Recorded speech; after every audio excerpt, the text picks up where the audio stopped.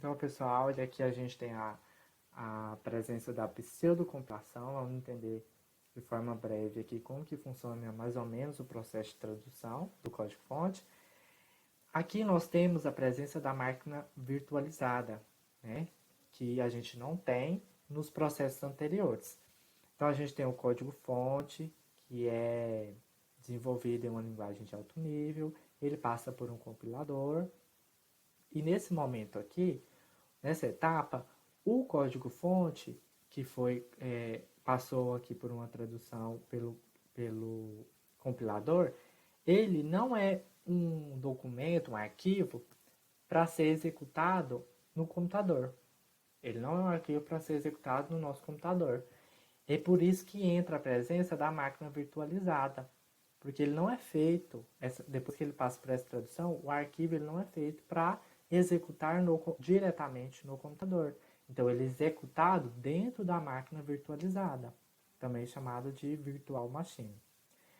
E de forma concomitante, esse processo aqui é porque passa pela máquina, ele é executado na máquina virtualizada e é traduzido para código binário. De forma concomitante com esse processo, a gente tem a presença do runtime, que é como se fosse um software também, um componente, que ele é responsável pelo endereçamento de memória, carregamento de alguns componentes.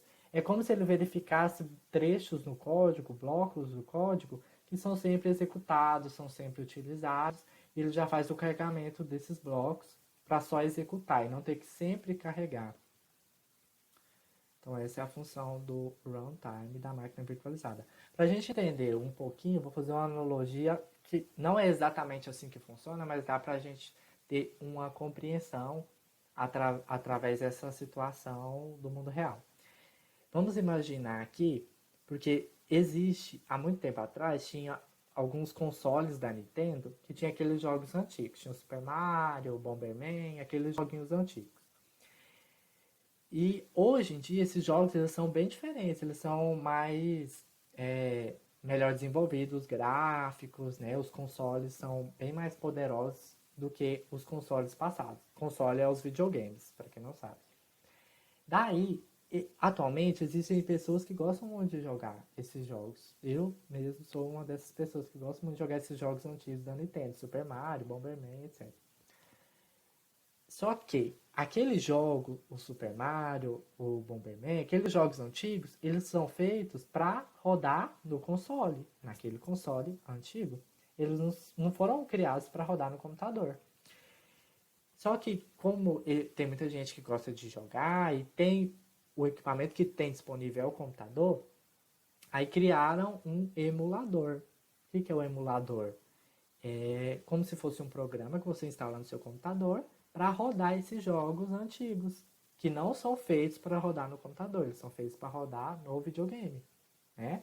Mas eles vão emular os jogos no computador. É mais ou menos dessa forma que acontece com a máquina virtualizada. O, o, o arquivo aqui, que é traduzido pelo compilador, compilado pelo compilador, ele não é um arquivo que já roda diretamente no nosso computador. Ele roda dentro da máquina virtualizada, ele é executado dentro da máquina virtualizada, dentro da máquina virtual, certo?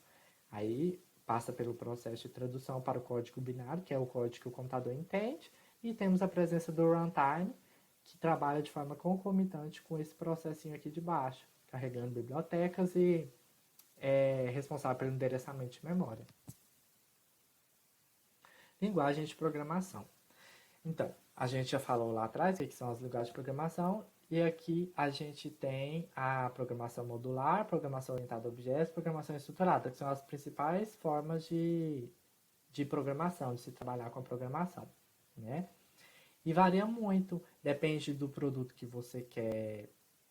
No final, qual que é o produto que você quer? Ah, é um site? Não, eu quero um sistema desktop. Ah, não, é um aplicativo mobile. Então depende muito de o que você quer, qual é o produto final que você quer desenvolver com essa programação. Depende muito da linguagem que você está utilizando, porque tem linguagens que trabalham só com com um determinado tipo de programação. Algumas trabalham só com a programação orientada a objetos, outras trabalham só com a programação estruturada, que principalmente as linguagens mais novas trabalham com a programação estruturada. E tem aquelas que trabalham com mais de uma forma de programação. Nós vamos falar sobre a programação estruturada, porque é a que a gente vai utilizar no decorrer do nosso curso. Essa programação estruturada, ela carrega muitas características lá da linguagem, vamos olhar aqui, a linguagem de programação interpretada, da interpretação. A interpretação é a forma que o código-fonte é traduzido para o código binário, que é o que o computador consegue compreender. E a programação estruturada, ela trabalha com essa forma de interpretação. É feita a leitura de linha por linha, né? Vocês vão perceber muito isso quando a gente entrar de fato na linguagem de programação, que a gente vai estudar o Python. Vocês vão perceber isso, que é feito a interpretação linha por linha. Tanto é que se você digitar um código, vamos supor, de 15 linhas, você vai ver que ele vai traduzir, né? E executar a primeira linha, a segunda. Aí vamos imaginar que lá na terceira linha pede o usuário para digitar um número. Aí vai aparecer para digitar um número, você digita e dá continuidade, lê a outra linha, lê a outra linha. E só quando chegar lá na linha 10, por exemplo, que é onde tem o erro, que vai dar o erro, que vai mostrar o erro. Por quê? Porque é feita a leitura linha por linha. Diferentemente da compilação, que ele pega o código como um todo e compila num arquivo só. Esse aqui faz a leitura de linha por linha, que é a característica da programação estruturada.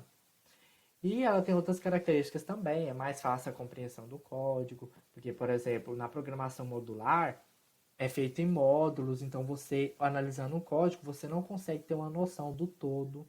Já na programação estruturada, você consegue ter uma noção do todo. Em alguns momentos a gente faz uma divisão de arquivos e tal, mas a compreensão é muito mais fácil, né, da programação estruturada.